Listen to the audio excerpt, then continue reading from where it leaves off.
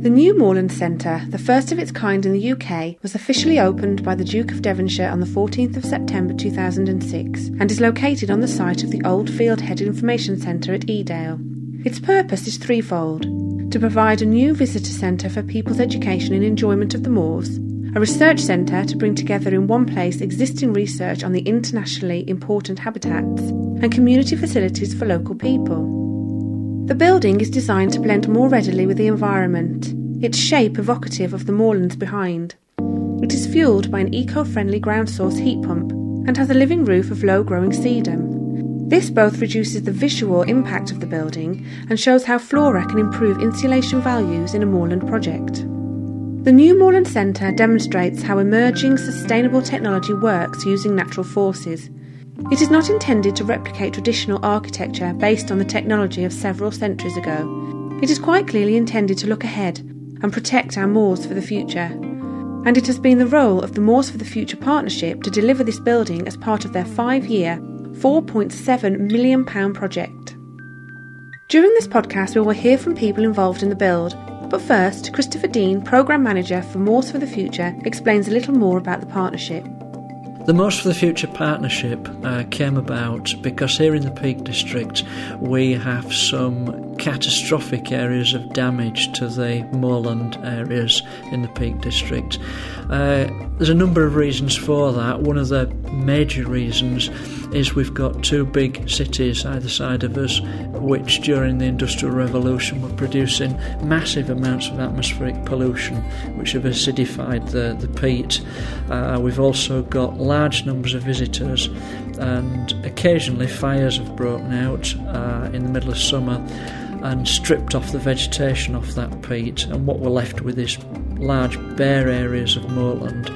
That was the catalyst for the partnership starting its work, really. Its work started to restore those areas, but we also needed to raise the awareness and understanding of these areas amongst the public. And that's why the centre is here, and it's one of the driving ambitions of the partnership.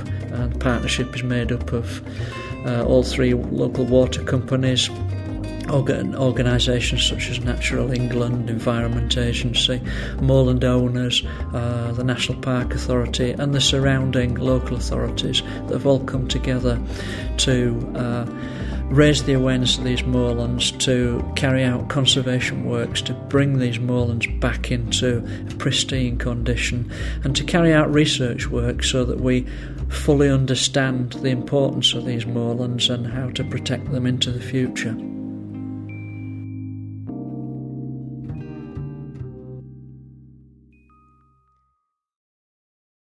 This centre provides an opportunity for visitors to interact with high-quality interpretation of the unique moorland heritage, from basic first-hand sensory touch and smell through to accessing the latest high-quality research data in one seamless process. One visit to one site, one whole experience.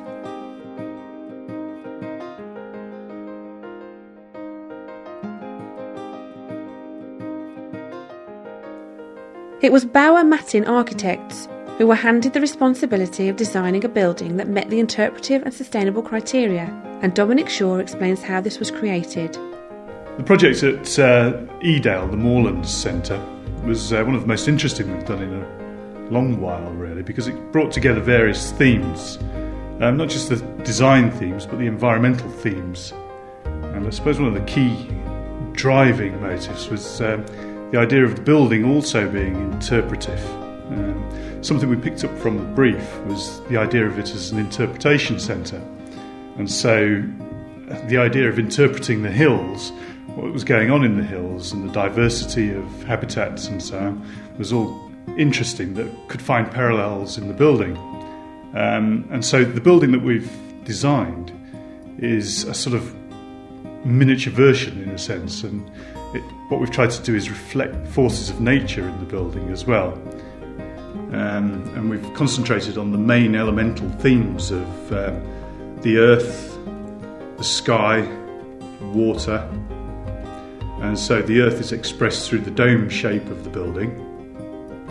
And then that dome shape is eroded by the water. which would have been glaciers at one point, and that's eroded the hills into the valleys.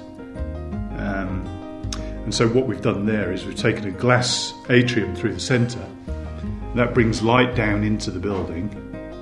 Obviously we have to control the light because the audio-visual systems that are used won't work particularly well with too much light. So what we've done is we've tried to balance daylighting at the centre of the building with darker areas where the multimedia displays can function properly. The dome-shaped roof is in fact a living environment that benefits many insects. David Thompson, who knows a thing or two about green roofs, explains the benefits of choosing this method. The roof itself, the dominant feature, is covered with a sedum moss. And you asked the question about how much maintenance this requires. Well, I know from experience on my own roof at home, where I have sedum, that it can go for up to 12 weeks without any watering. It's very resilient. It's a natural material. And so it has been chosen to be robust and low maintenance. And it, of course, also adds, because of the build-up of the various layers that go into this roof, it adds to the thermal performance of the roof. Cedar moss roofs represent for architects a real win-win situation, because not only is it like lifting a patch of ground into the air, so you're not losing that organic material, but you're replacing it on your roof. But it also has this very varied texture.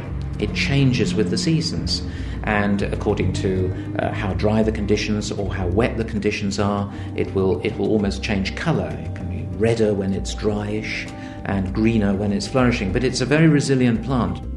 The planting theme continues around the edge of the building, and a variety of typical moorland dwarf shrubs were planted by Edale School to enable all visitors to experience the variety of flora that can be found on the moors. Many of the plants were germinated and grown by volunteers. In the farmhouse behind the centre, the Moors for the Future project team are based. Downstairs, the development houses the project's research base, and this provides working space for visiting researchers. John Walker, research manager for the project, explains their role. In the research suite, the Moors for the Future research team are based. From here we coordinate our research work, which includes monitoring our restoration work and also conducting baseline surveys from which to measure change in the moorland condition. From here we also coordinate our research collaborations with universities and other research institutions, for example into carbon budgets and wildfire suppression and prediction. Within the research suite is located a moorland library, a library dedicated to the moorlands. Visiting researchers are welcome to come and use the facilities down in our research suite. This will be the only interpretation centre in the country dedicated to moorland landscapes, and as such will have a national and international significance. The continuing groundbreaking work of the Moors for the Future project will advise how we manage these moors, particularly with the threat of global warming. Due to their location, small rises in temperature will have an effect on these fragile habitats, and it is important we act now to protect the rare species that rely on them. Moorlands are rarer than rainforests, and perhaps, in this crowded island, the closest we can ever come to understanding what it is like to be at one with nature is when we climb high onto the uplands, the heather moors and the peat bogs, and look out over a landscape vast and remote. Here we will find few obvious signs of human interference.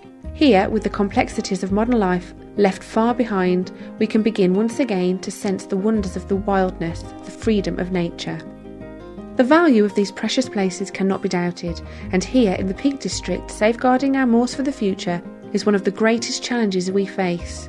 We hope and believe this building will play a huge role in safeguarding 8,000 years of moorland life. This podcast was made possible due to funding from the East Midlands Enhancement Fund as part of Architecture Week 2007. Please visit www.moorsforthefuture.org.uk, where you can download further podcasts, audio trails, and an array of further useful information relating to the moors. Thank you for listening. Goodbye.